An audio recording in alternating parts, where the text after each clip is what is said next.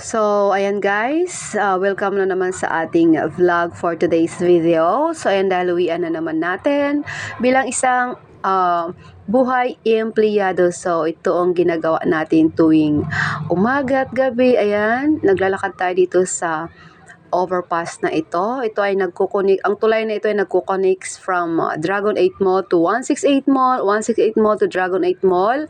At then sa kabilang side naman ay Tutuban. So, ayan, tapos na naman yung buong araw natin, no? So, pagoder na naman tayo ngayon. So, ayan guys, uuwi na tayo.